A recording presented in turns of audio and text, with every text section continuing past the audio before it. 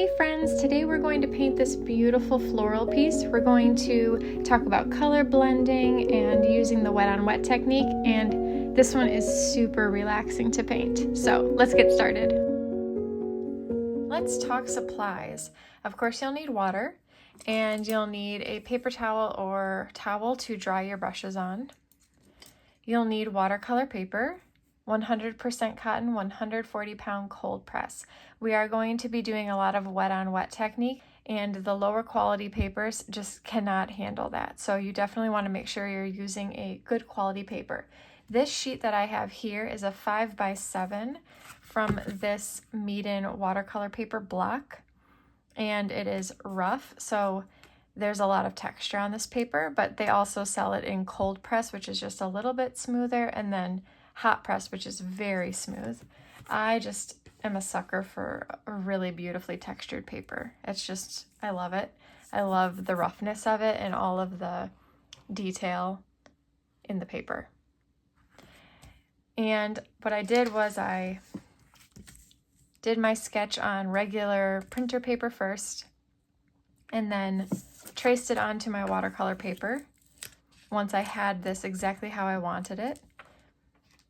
And I used just a regular sketching pencil, and then I traced over it with micron pens. So I used a size 02 for the bigger outer details, and then I used a 005 for these little tiny details within the flowers. And then I used a kneadable eraser and rolled it over once the ink had dried to get all of the extra pencil marks off. So if you're planning on tracing and inking the same way, those are the products that I used that you may be interested in using as well. I also have a free link to this sketch in the description, so you are able to trace it and follow along. But of course, please feel free to sketch your flowers however you want. Make them completely your own. Make totally different flowers, that's fine. You will still be able to follow the basic techniques that we're going to be working on. You can even stick to the same color palette if you'd like. The pink colors that we're using today, here we are using Permanent Rose mixed with Alizarin Crimson. It's got this really almost like fuchsia pink color, and we're going to be using some Purple Lake as well. This is going to be for the larger flowers. For the smaller flowers, they're going to be mostly Cadmium Yellow, but I'm planning on throwing in just a touch of Cadmium Orange around the centers while they're wet. So we'll see how that looks. And for the green for these flowers is going to be Hooker's Green mixed with Alizarin Crimson. So if you've watched any of my previous tutorials, you know that to try and keep the color palette kind of cohesive, I try to mix one of these colors into my greens. So since I have Alizarin Crimson in with this Permanent Rose, I added it to my Hooker's Green, and that kind of toned down the brightness and the vibrancy of that color because it's a little too loud for me. So that should blend nicely with these colors because there's also Alizarin Crimson here. And then I did the same thing with this green. I used Hooker's Green as the base, but I added a little bit of Cadmium Orange into it, and that again toned down the crazy loudness of that green, and it should look nicely with these two because we have the Cadmium Orange in there, so it'll pull from that.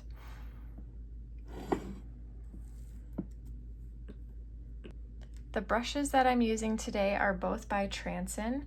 Super inexpensive brushes, but I just love them for detail work. So I'm going to use a size 4 round, and I'm going to use that for these bigger flowers.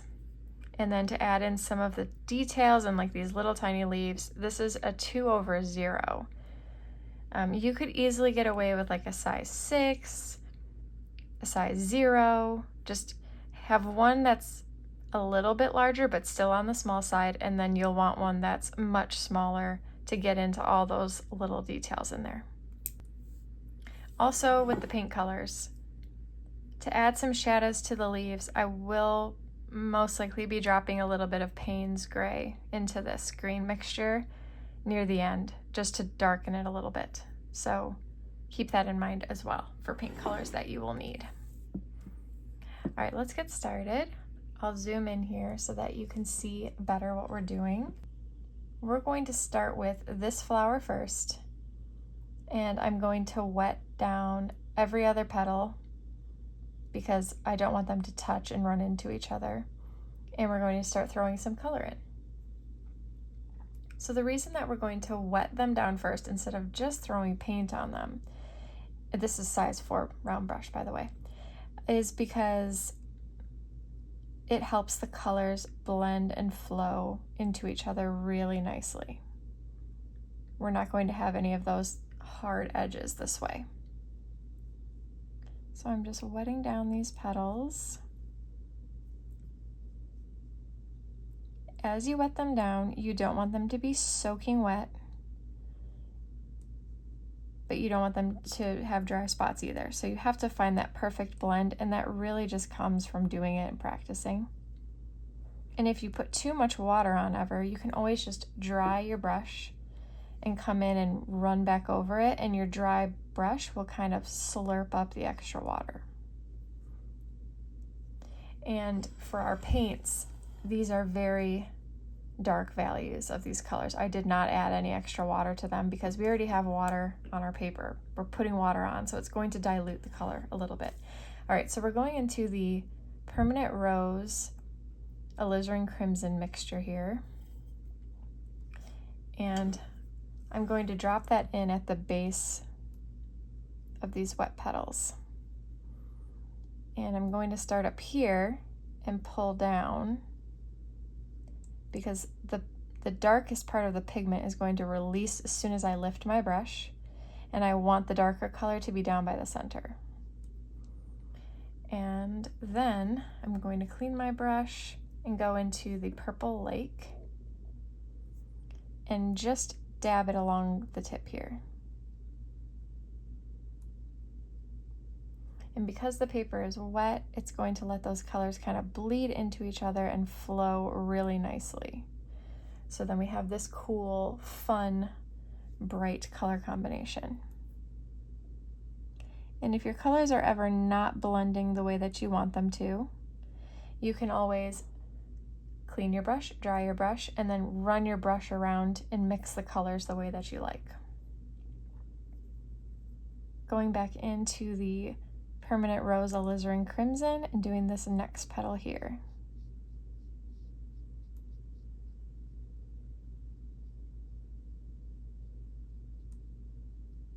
Just pulling this down to the center.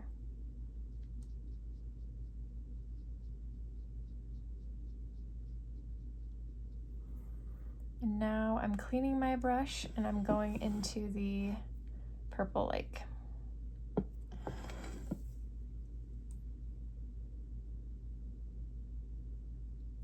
The paints that I'm using today are Winsor & Newton Cotman. It's a pretty affordable student grade paint that I've just been very happy with. Now see how this went outside the edge a little bit? That's really not a big deal, but I am going to just blot it with my towel to kind of lighten it up.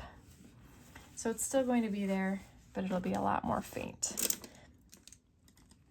And then I've got to go back in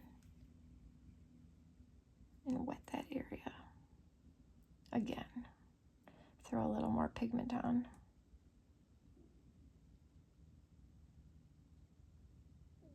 Here we go. I'm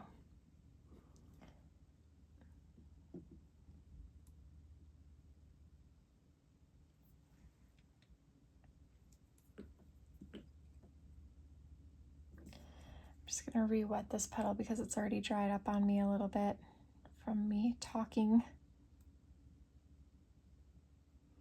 But yes, these are Winsor & Newton. And they're Cotman, which is their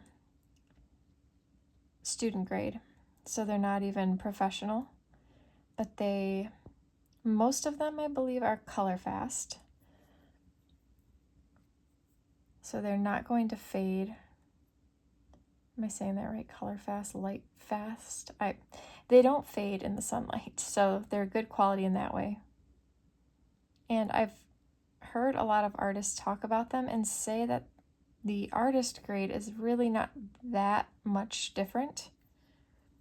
They're nicer, I'm sure, but there's not like a huge, tremendous difference. So if you're looking for an affordable paint set, this Cadmium set has lasted me over a year, well, almost a year, and I still have half the tube left in most of the colors.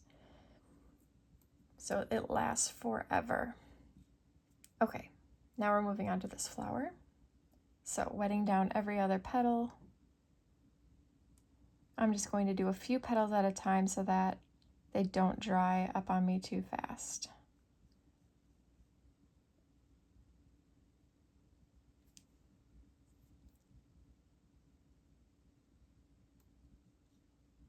I have also got a few tubes from Daniel Smith because there were just a few colors that I wanted that the Winsor & Newton palette did not have, and those are Payne's Gray, Sap Green, Indigo, and Quinacridone Gold. So those I have Daniel Smith, and those are, I mean, incredibly expensive compared to the Winsor & Newton Cadmium. They're like $12 or so a tube, but they are professional grade paints. They behave a little bit differently, but so far they've worked really well together. I haven't had any issues mixing them. Going into the purple lake here. Just throwing that in along the top. I just like throwing in fun colors.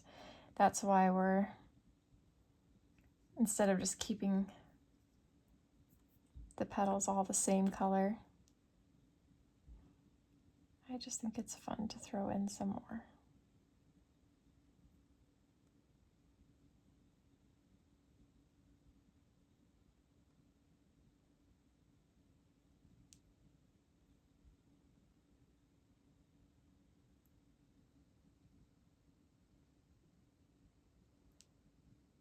So I do have all of the Daniel Smith tubes as well as the Winsor & Newton set in my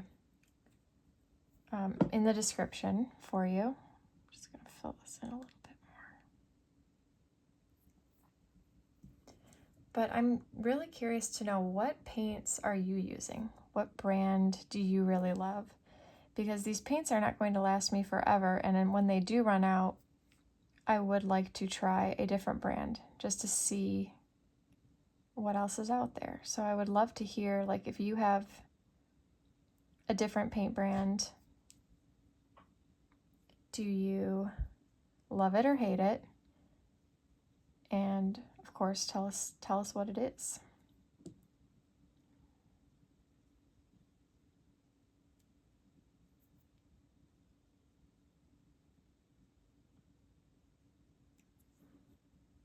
All right, let's throw in some purple lake.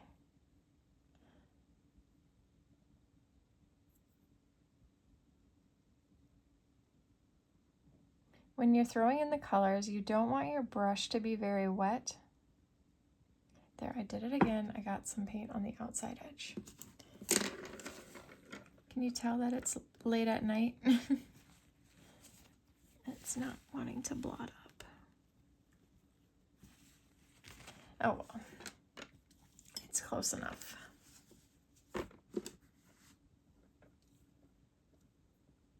So now I'm just going to add some water, just a tiny bit.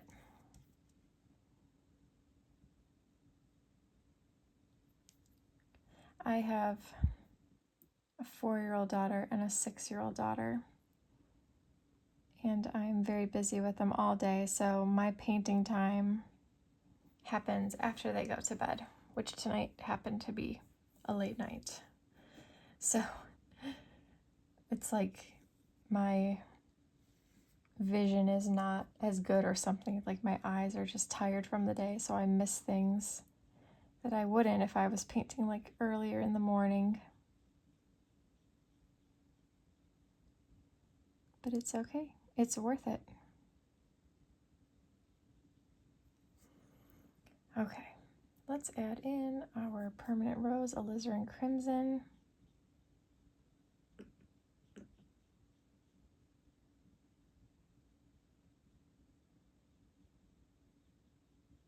That funky water sound that you might be hearing is just my water refilling. I have this Meeden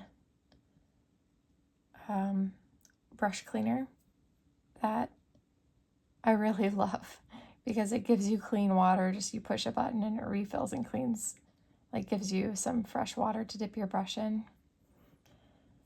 And sometimes it keeps refilling a little bit on its own and it makes that little bit of sound. But if I remember, I will link that below as well in case you're curious about that brush cleaner.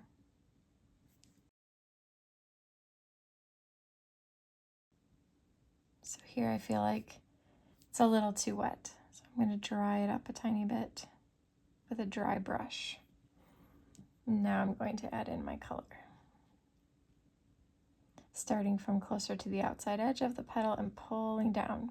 All of that pigment is going to release off the brush when I lift it. So I want to lift it towards the center of the flower.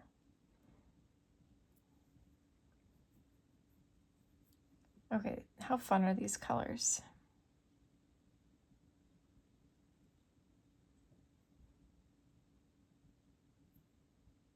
Going outside of the line again. Now, to be fair, that's not really that big of a deal because the ink is holding the line for us. I'm just a super perfectionist and tonight it's just bothering me for some reason.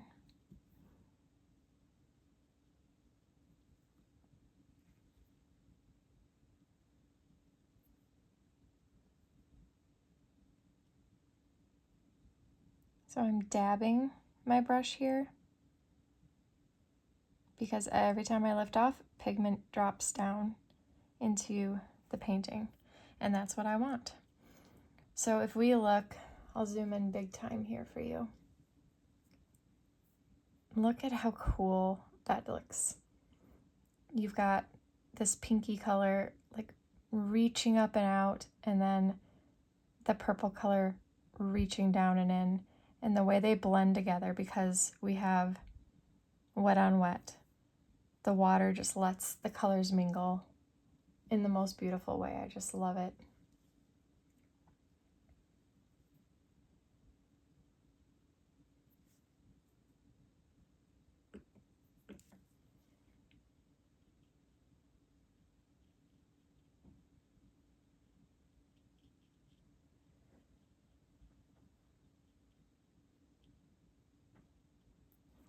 A little too wet again.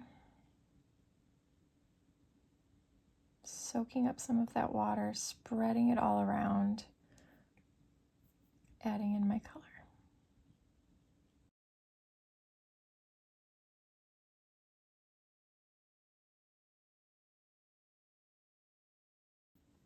Very cool. Now, something that you can do if your brush is, if you notice that every time you're putting your brush down, you're getting way too much water on there, you might just need to dry the upper part of your brush because it's holding a bunch of water. And that's how the brushes are designed to work. But sometimes it just is too much. So you can just take your brush and roll it around like this on your paper towel or towel just to dry some of this up. That can really help with water control. All right, let's move on. Now this is dry enough that I'm ready to go back in here.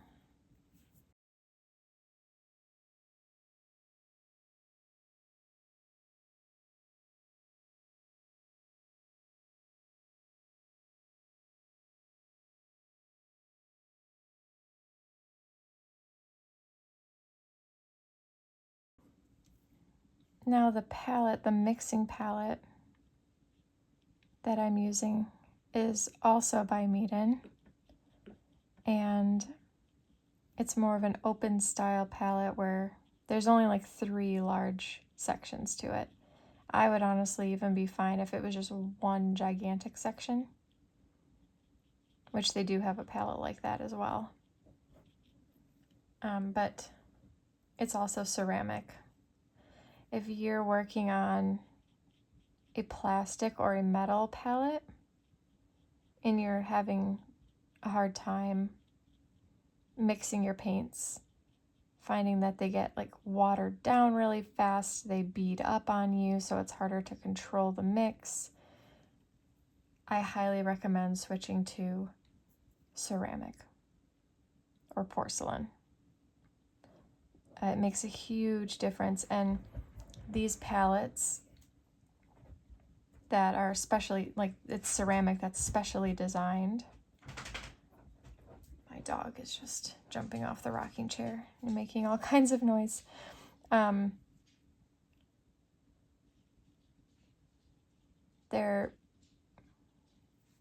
They make their palettes specially designed for, like the ceramic is glazed in a way that's designed to hold paint. And it just has such a smooth finish. Your paint doesn't beat up on you. It flows really smooth. So if you have never tried one, I highly recommend you do. It has been a huge game changer for me. So I have this Meeden one linked below, and I have another different style one that's in my Amazon storefront you can check out. But I mean, if you just search ceramic or porcelain palette, you'll come up with lots of options.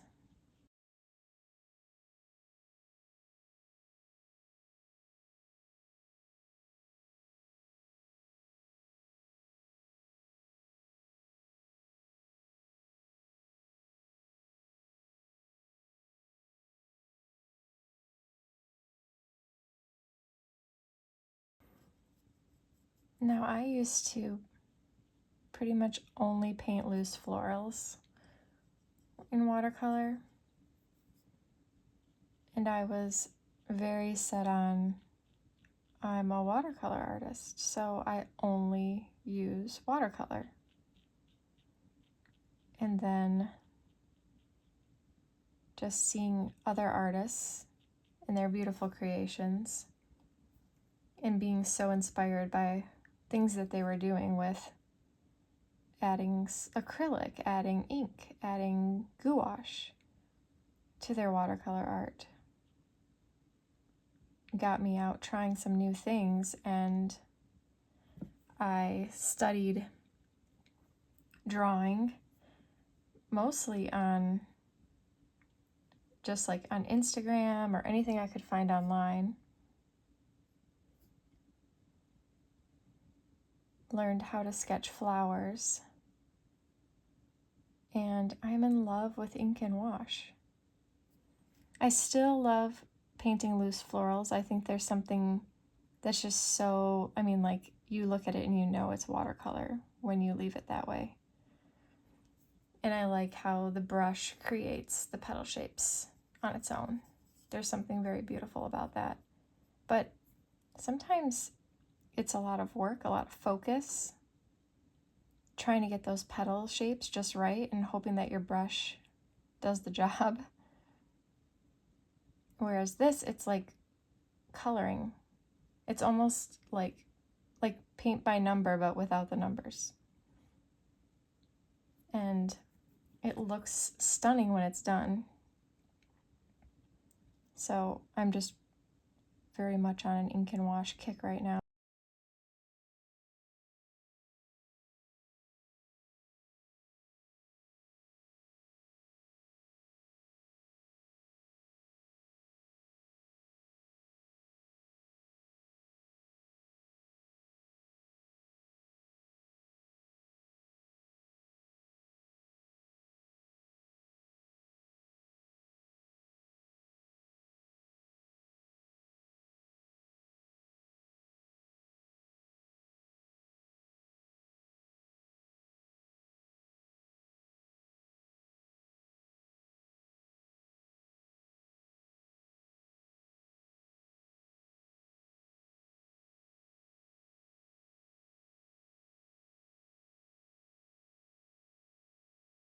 Now this petal is still very wet, so I have to be careful because I am going to be close to it, so I'm going to make sure my brush doesn't have too much water on it.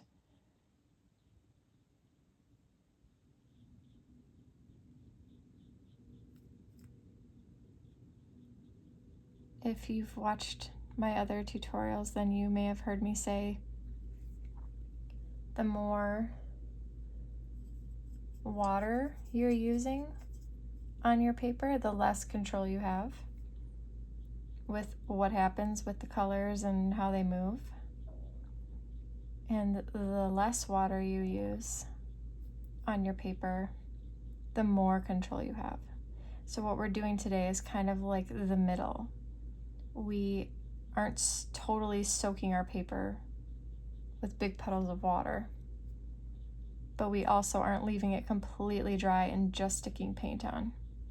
So we have some control, but we can't force the colors to blend a certain way. Like they're going to bleed into each other, however they decide to do that with the water. But that's what makes it fun and beautiful, when you just let them do their thing.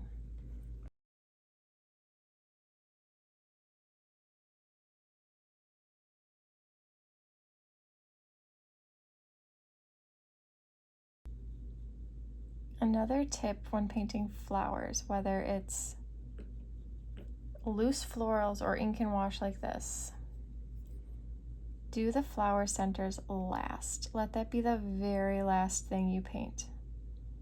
Because anytime you want to go back in and add more details to your petals, if you accidentally grab some of the paint from the center, because the center is often a very different color. I honestly have not even decided what these centers are going to be. Whoops, probably should have thought of that so that I could tell you the paint color, but we will figure that out, see what we like best soon.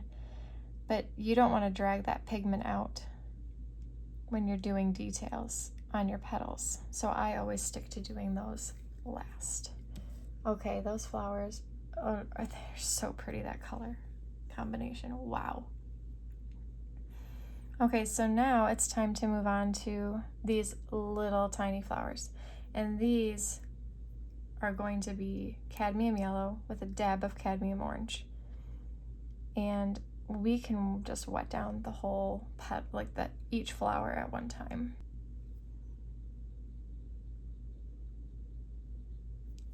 I'm excited to see these colors together. Like, I think the yellow will really pop against like the pink here.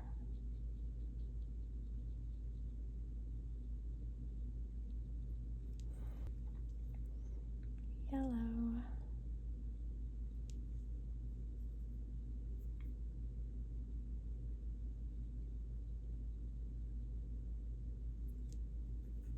And now let's drop in just a tad of orange in the center.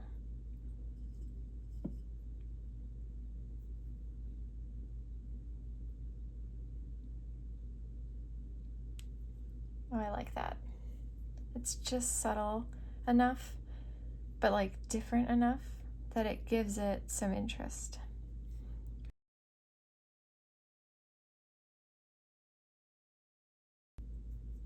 If you're enjoying this video, please don't forget to subscribe, like, comment, whatever you feel inclined to do.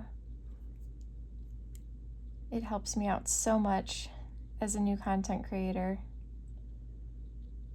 Any kind of engagement. So I appreciate it so much, and I really enjoy talking to you guys. Because here you're listening to me gab while I paint, but I don't get to hear you or know how your paintings are turning out, and I love to hear from you.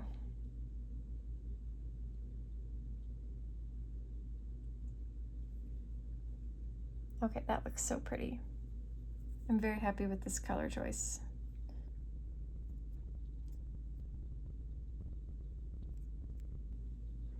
Also, if you are on TikTok or Instagram, I have my links in the description, but just search Studio of Steph if you need to. And I should pop up. I would love to see you on there too. I know a lot of you that are here already probably found me from there. But at least like on TikTok, you can reply or add comments with pictures. A lot of accounts can do that. I don't know what the rule is, like how many followers you have to have that capability, or if everybody does. But I love that because then people can show me their art that they're working on. But what is going on with TikTok? Is it really going to get banned? Because I will be so sad if it does. I never thought that I would ever be on TikTok, but it has turned out to be like the nicest community of artists. So I'm so thankful that I started connecting with artists on there. And I would just be really sad if it disappears, but we'll find out soon. All right, dropping in some orange in the center.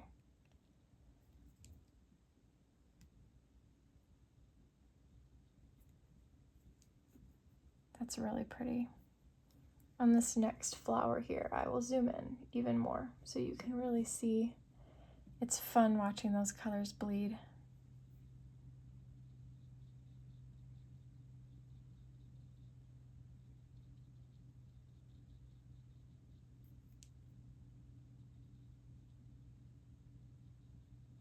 So I'm painting the entire petal yellow, unlike the larger flowers with the pink where we left the tips empty until we added in the purple.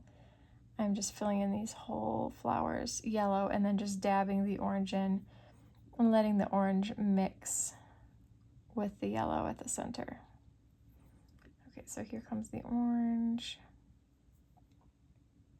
Dab, dab, dab, dab. And it just kind of explodes out from there.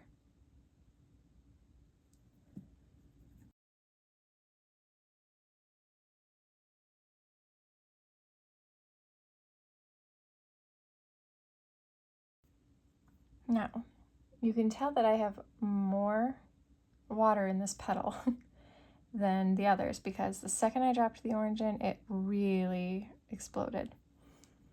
The more water you have, the less control you have. The pigment just kind of goes everywhere. But that's okay. If I really didn't like it, I could just dab up that whole flower with my towel and go into it again.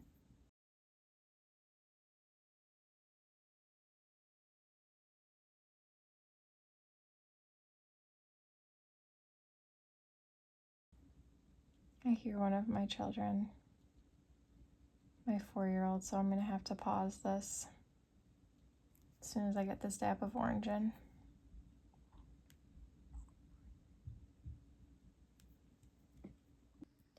Well, my daughter ended up being sick, so here I am a day later finishing up this painting, but that is the wonderful thing about this style of painting is I was able to just stop right where I was and pick up right where I left off.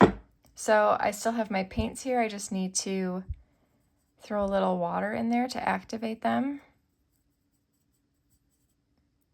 And I'm going to dive right back in to finishing up these flowers, painting each of them yellow, dropping in a little dab of orange.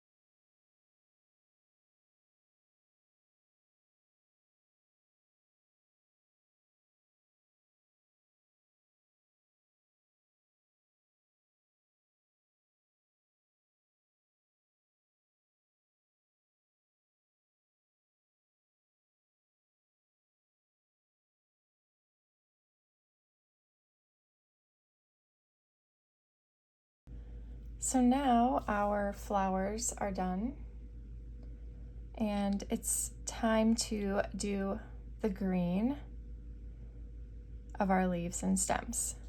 And we'll come back and do those flower centers last. I just see here I would like to put a little bit of ink detail in there, so I'm going to grab my 005 liner and just ink in a couple of little lines here.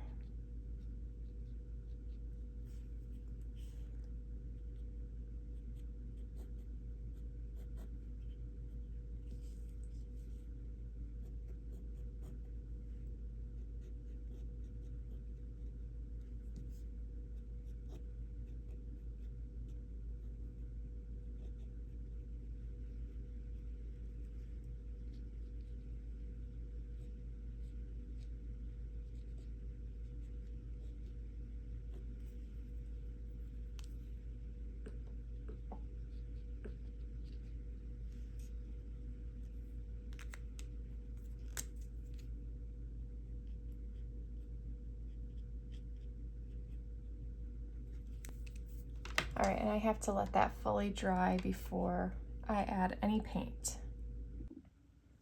My ink is dry, so I don't have to worry about it bleeding through.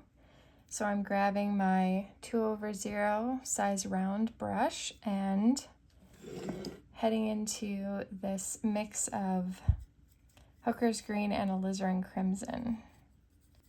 Just activating that with some water. Probably going to need to mix a little bit more of it.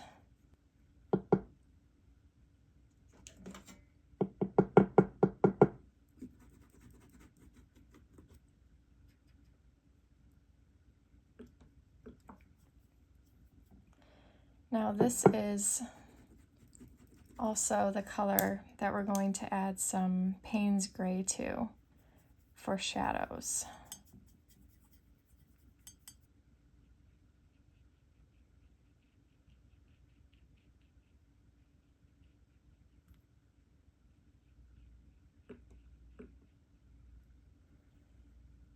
Right now, while that is still wet, I'm adding a little bit of Payne's gray just to one side of this, so I have something to pull from. I'm going to throw a dab of this darker green just here at the base, because if this is under the flower, it would technically be a little bit darker. Although this is so watery, it's not really working the way that I want it to, but that's okay.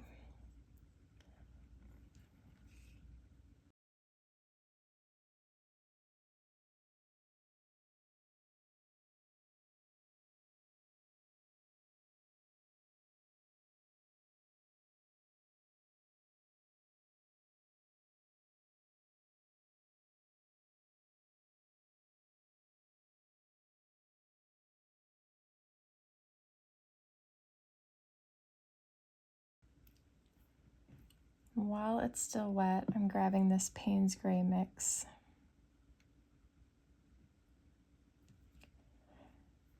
If we do this while it's wet, it just will naturally blend on its own with the water.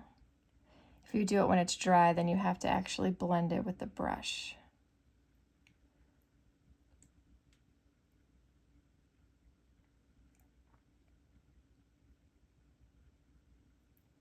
So I'm just hitting the underside of these leaves with the Payne's gray for the shadows.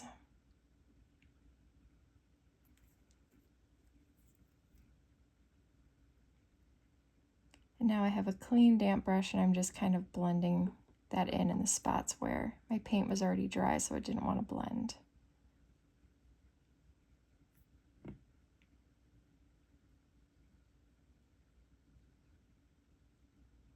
And now I'm not staying perfectly within the lines, and that's okay. These lines are so tiny, it's really difficult to anyway. But we have that ink holding our shape for us. Grabbing a little Payne's gray mix.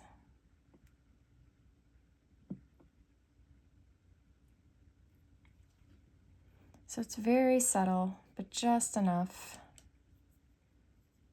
that it doesn't make our leaves look super flat.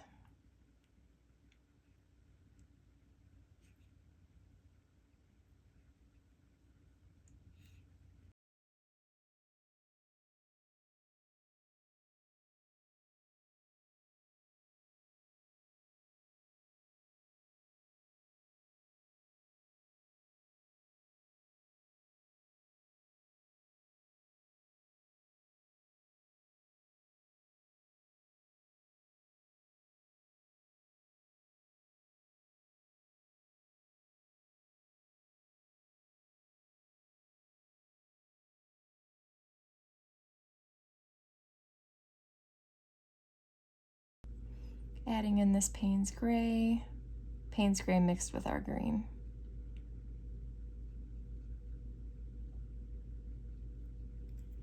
Just to give some dimension and depth to these little scraggly leaves.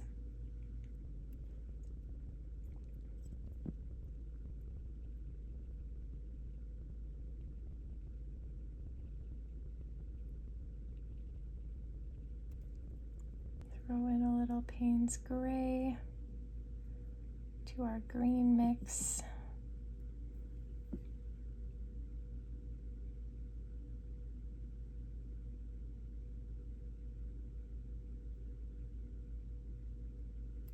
All right, and that did not blend well, so my paint is drying very fast. So I have a clean, damp brush, and I'm just going in to mix those a little bit to soften up the color change.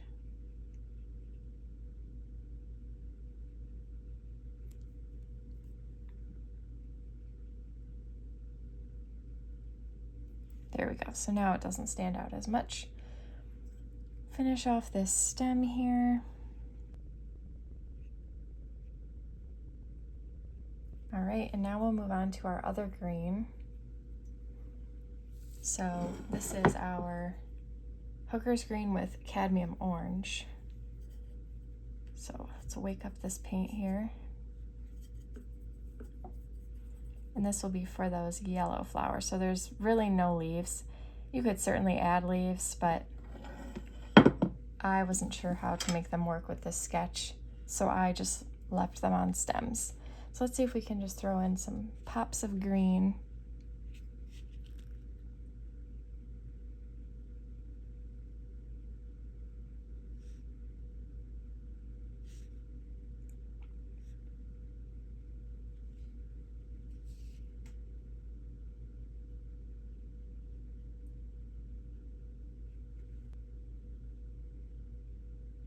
I'm letting a little bit of green hit these bud-like petals up here,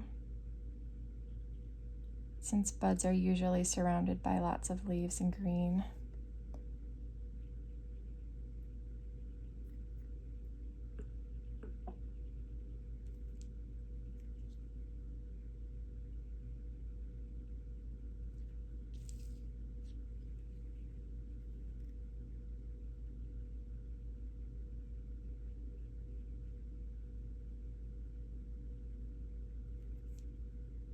Have to be careful here because this green is still probably a little wet, and we don't want this new green to spill into that.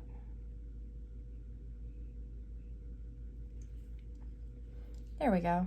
And that stem just kind of fades and disappears. Okay, we are done with our green. We're going to keep it really simple with our flower centers. These flowers to me kind of look like cosmos. And cosmos typically have a bright yellow center. And I was also planning to just keep a yellow center on these as well. So we're just going to use our cadmium yellow, using my tiny brush here, my 2/0 round. And let's just see how that looks.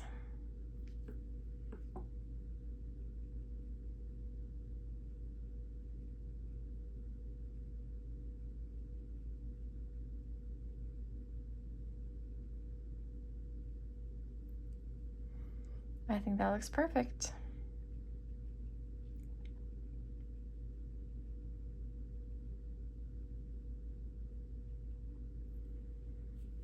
The ink leaves a lot of detail, and adding in more of these little dots lower down gives a little bit of a shadow there. So then we don't have to work as hard with our paint shading. All right, let's fill in these little tiny centers here with a dab of cadmium yellow.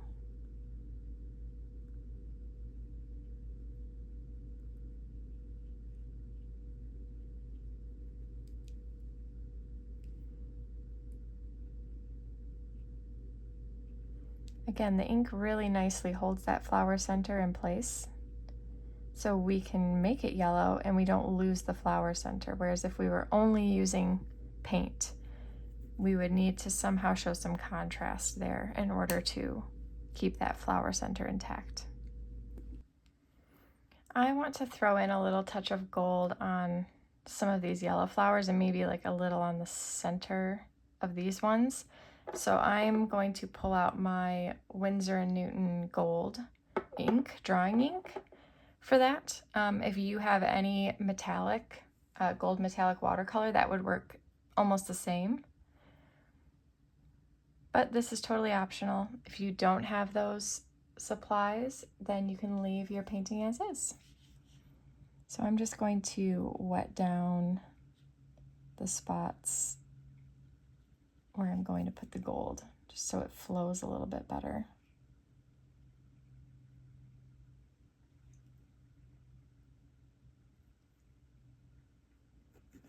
And cleaning and drying my brush so I can kind of move that gold around and let it kind of blend out in the petal.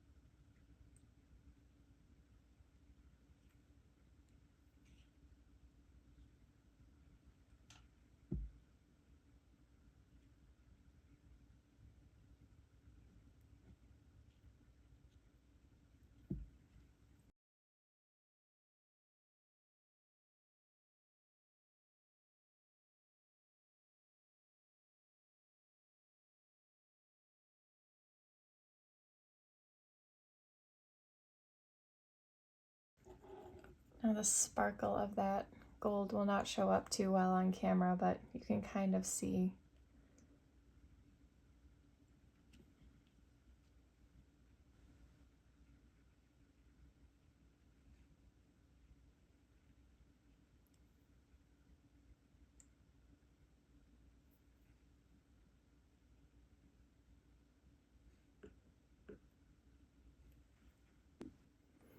All right, so the final step here is going to be to splatter a little bit of paint around the edges.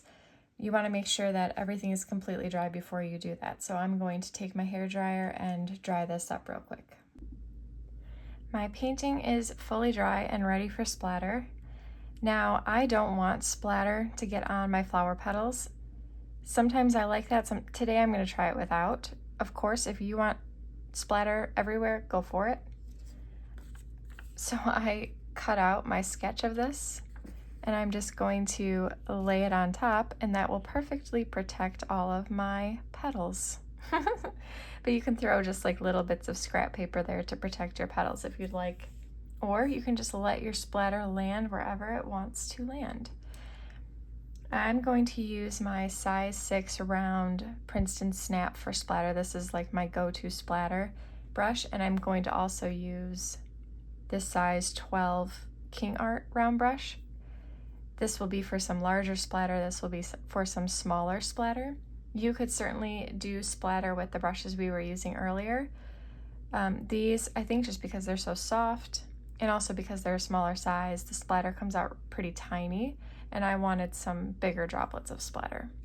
So choose a brush that suits your preference and just go from there. I'm actually going to start with the size 12. Start with some big splatter. So my plan is to do some pink splatter here, some yellow splatter here. So going into that pink color,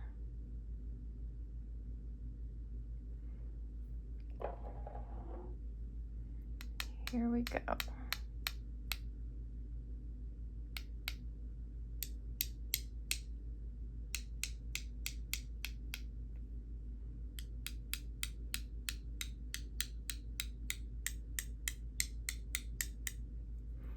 Wow, this is actually giving me some pretty tiny splatter, so I might just stick to this big brush for the whole thing.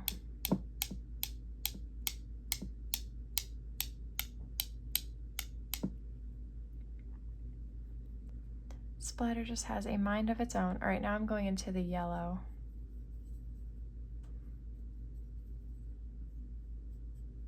And if some of our yellow overlaps into our pink, that's fine, because yellow and pink just make this pretty peachy color. It gives me the big splatter off the paper. It's hard to control with this big brush.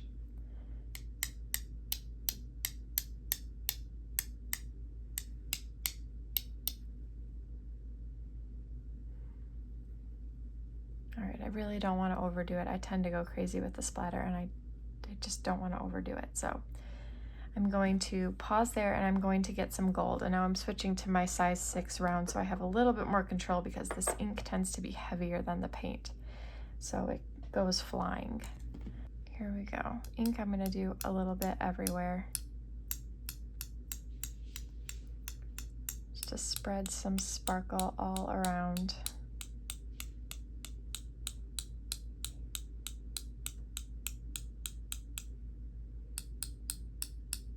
Can never have too much sparkle, right?